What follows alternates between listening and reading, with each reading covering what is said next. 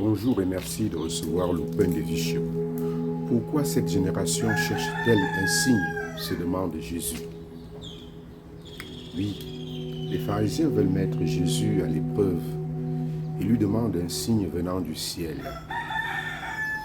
Comme toujours, Jésus ne se laisse pas prendre au piège de ses adversaires les pharisiens.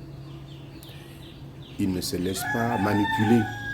En fait, c'est que Jésus est le signe qu'on lui demande.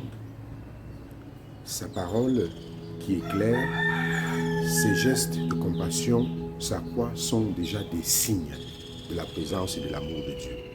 Nous qui sommes donc à la recherche des signes spectaculaires, des miracles de notre foi, des preuves visibles que Dieu agit, il nous faut apprendre à accueillir Jésus le signe aujourd'hui, à passer vers l'autre rive avec lui le signe pour qu'il se manifeste davantage en nous. Croire sans voir, faire confiance sans tout comprendre n'est jamais chose facile.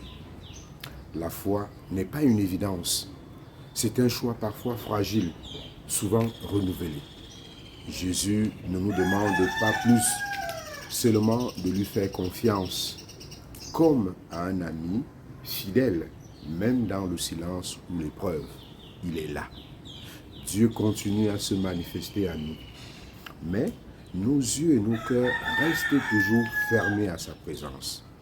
Pourquoi donc courir derrière les signes, les miracles, alors qu'un miracle se produit pour chacun de nous, chaque jour, à chaque Eucharistie, à notre lever. Chaque jour à l'Eucharistie, le pain et le vin deviennent le corps et le sang de Jésus. C'est un signe. En effet, tous les sacrements sont pour nous des signes, car ils produisent ce qu'ils disent et disent ce qu'ils produisent. Au fond, nous ne cherchons pas les signes que Dieu nous donne, mais ce que nous voulons recevoir. Voilà tout ce qui est nos problèmes. Alors aujourd'hui, laissons le désir de faire confiance grandir en nous. Demandons plutôt à Dieu, non plus des signes, mais un cœur confiant, capable de reconnaître dans la vie ordinaire la présence discrète du Christ, signe vivant de l'amour du Père. Prions.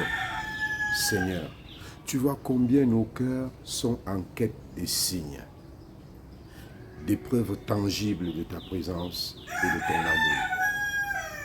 Augmente en nous la foi au sacrement où tu te manifestes en nous. Toi, le grand signe, parole faite chair pour nous sauver. À tous et à chacun, nous souhaitons une très belle journée.